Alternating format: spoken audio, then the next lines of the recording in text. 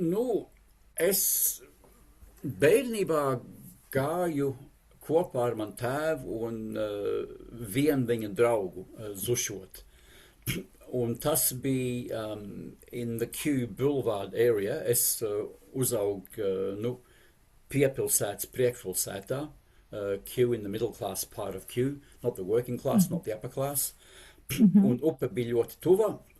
Un tad vasarā reizēm tas, es aizmirsu, kas viņa vārds bija, Griķis uzvārds.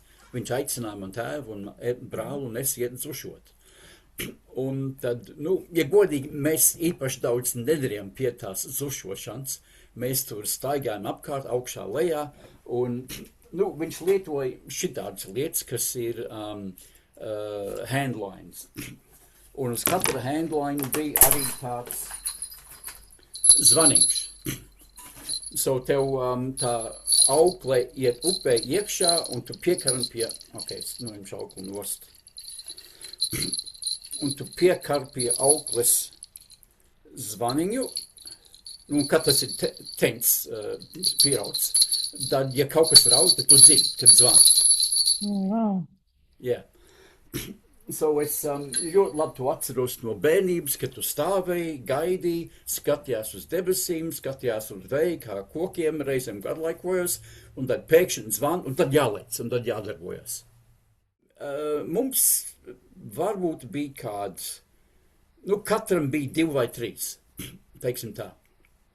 Reizēm tu gribēji tikai vienu, bet reizēm tev bija 2 vai 3. Jo tu mierīgi varēji, tev parasti neķerās uz katru līniju vienlaiks. So viens zvan, un tu aizēji, un tu ierauji to, mēģini noķert to zušu. Ja godīgi, es to līniju bieži neievilku, bet es tur stāvu ar to maisu, lai to zuti varēja ielikt maisā iekšā. Jā, tas ir ātri, bet grūtākais ir, kad tev ir Spriegumu. To auklu jāvelk ar roku, un ja te nav cimdi, tas reizēm var iegriezt rokā. Teiksim, kad es esmu pieaudzis, esmu pierādis. Es faktiski lieku šitā, es bieži rauju iekšā šitā, es lieku pār pa to koku galu. Es nerauju tikai ar roku. Jā. Wow. Es arī neatceros tieši, kā tas Griķis darīja, bet, kad es pieaugu un sāku paciet zušot, tad es sapratu, kas sāp, kas nesāp un kā labāk darīt lietas. Teiksim, tas ir atkarīgs no upes, jo ja tur ir zāles pie krasta, ja tur ir, koki, snēgs, tad reizēm nav tik viegli.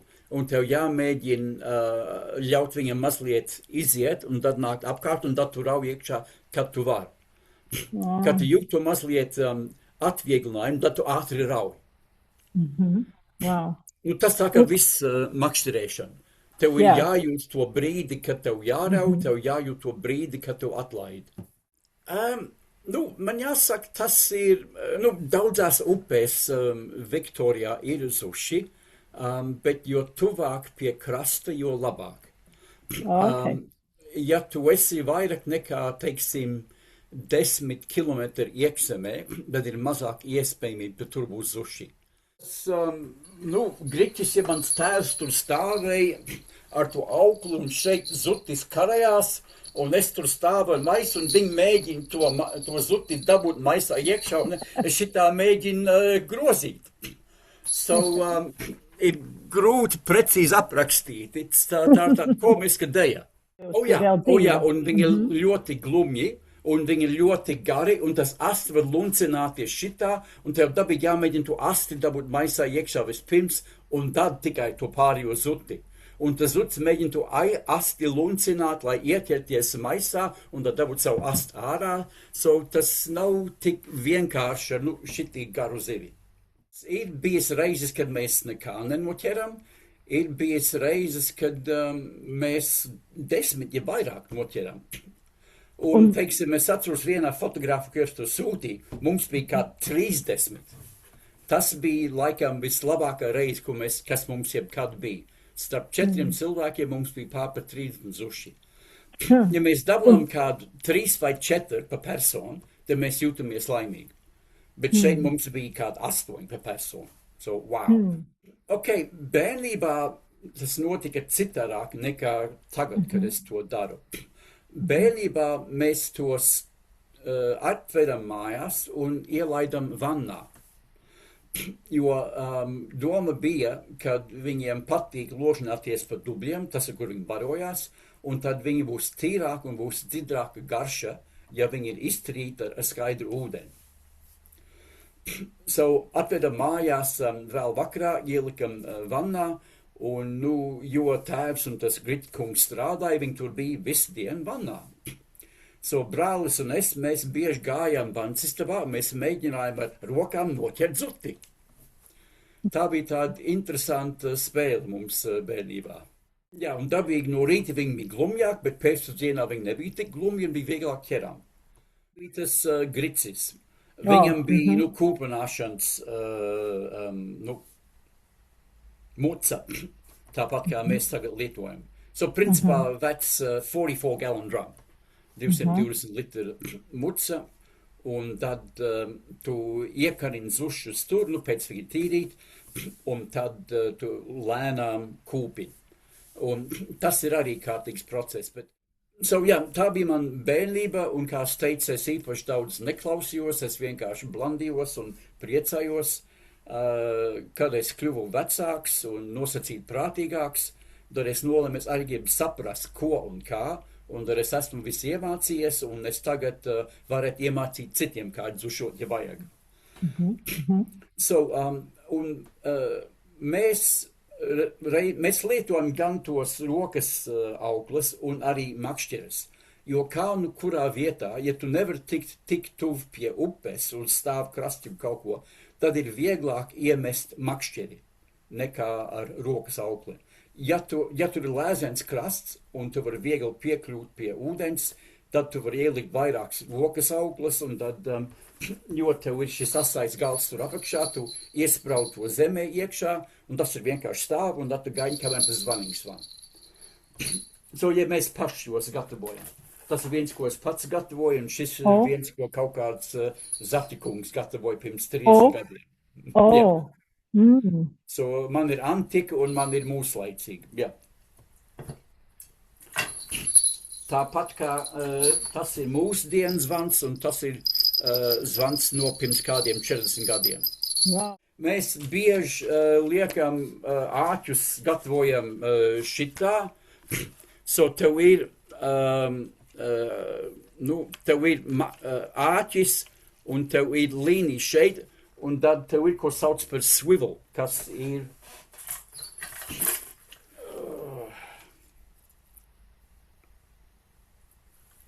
šitāds daigs, to tu redz.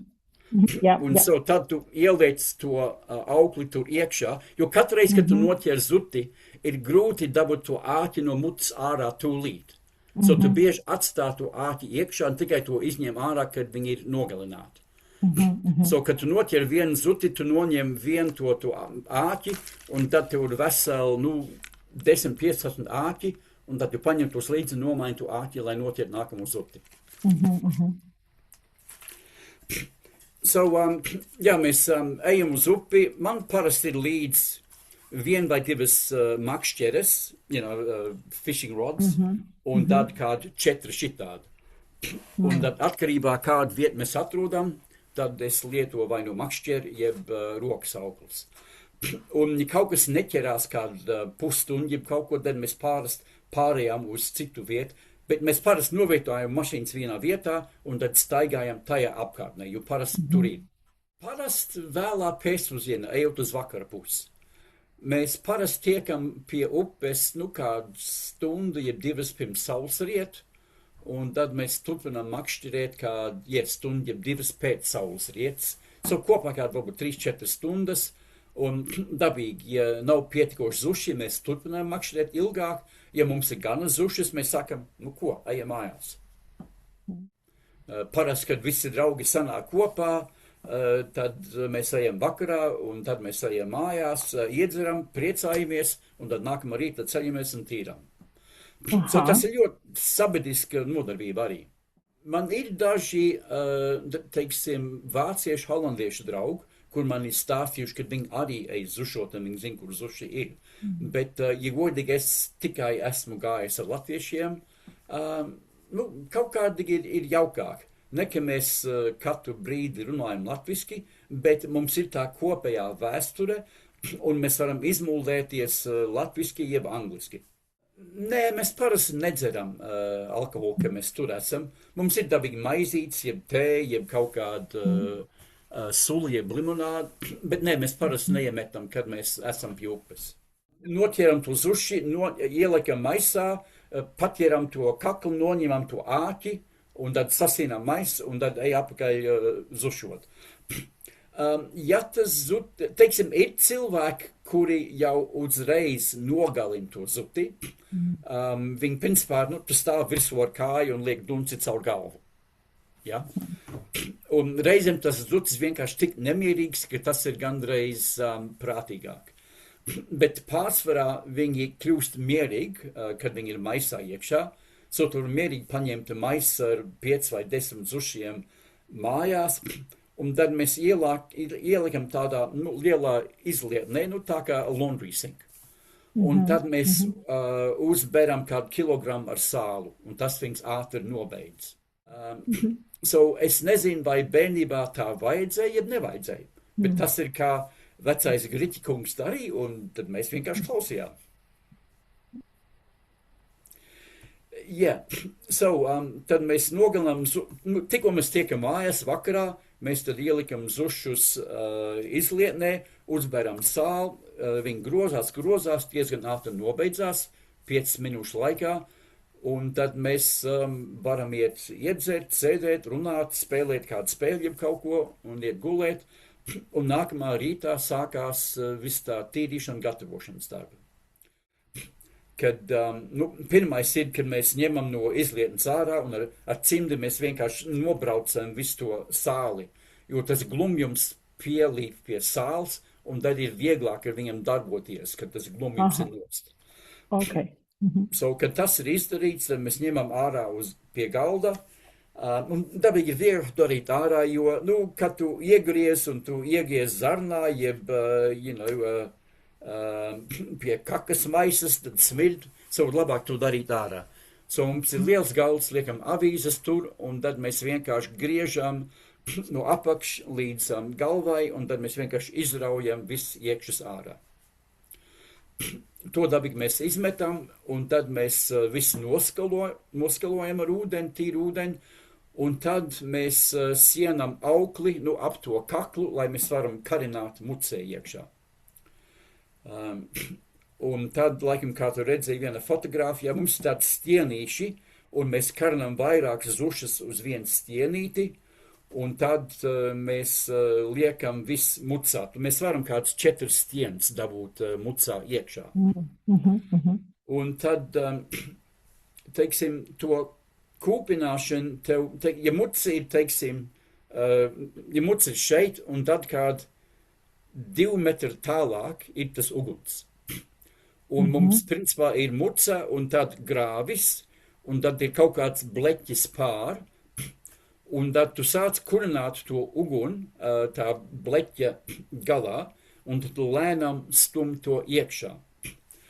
Un tu bieži lieto, kad tu iesāc to uguni, tu sāc ar viņu elko, bet tad tu liec garus kokus iekšā, koki, kas ir varbūt šitī gari, tos aizdedzina, un tad lēnām stum tālāk iekšā, lai regulētu temperatūru. Un tā doma ir, ka muca nedrīkst būt karstāk nekā to, kur tu vari uzlikt rokas un turēt tur vismaz kāds 3 vai 5 sekundes. Jo, ja tu nevar turēt rokas uz mucas 3 vai 5 sekundes, tad ir pa karsti, un tu ceps tos zutis, nevis kūpinās. Tā nav augsta kūpināšana, tā ir silta kūpināšana, so ir siltums, un tas ir pietiekoši silt, lai visi tauki lēnām iztek. Jo, teiksim, ir cilvēki, kas gatavo zuti uz, pannas, un man tas ir godīgi negaršo, jo arī tas, visi tie tauki kļūst tādi želei. Pierod, arī, pēdējais, ko mēs darām, mēs arī iegriežam maziņu caurumu pie astas, lai tie tauki var iztecēt ārā. Aha. Un mēs zinām, kad zutis ir gatavs, kad tie tauki vairs netek ārā. Jo mums ir tie stieniši, metāla stieniši un virves, kas tur to zuti, so mēs vienkārši ņemam vienu stienīt ārā un mēs spiežam katru zuti pie apakš. Un, ja mēs jūtam, ka tie tauki ir iztecinājuši, tad mēs secinām, nu, tas ir gatavs. Wow. Un cik ilgi apmēram tas iet? Un tad turpinām tālāk, līdz kamēr viss ir. Jo ne visi zuši ir tā pašā lielumā. Tāpēc mēs mēģinām likt līdzīgi lielumu zušas uz vienu stienīt. Bet, nu, pasauli nav perfekta, un, kā es teicu, te var ņemt viens pēc otra, pēc trešā nos, kad viņi ir gatavi. Nu, tas arī ir atkarīgs no lieluma, dabīgi mazāka zuši ātrāk kūpinās, un daļai atkarīgs no laika apstākļiem. Ja ir vējains laiks, var paiet ilgāk, un faktiski tad reizēm var, diemžēl, cept, nu, kā mēs sakam, dedzināt. Jo tā muce jutās vēsa, jo ļoti vējains, ja pietu nevis vēsa, bet nav tik karsts, ka nevar pielikt rokas, bet tur iekšā ir karstāks nekā tu domā. So, tas, ja ir labs, nu, gandrīz bezvēja laiks, nu, tas ir optimāli. Dabīgi, ja lietus līst, arī ir mazliet grūtāk, bet, nu, principā, es teiktu, ka apmēram 2 stundas vajag. Labāk nevis sveķaina malka, savu prieda ne. Eikalipts ir labs, un mums stāsta, ka augļu koki ir labs. So, ja var plūmi, jeb ābeli, arī bērts ir labs, bet, nu, visbiežāk mēs lietam eikaliptu, jeb tea tree, jo tas bieži ir apkārtnē.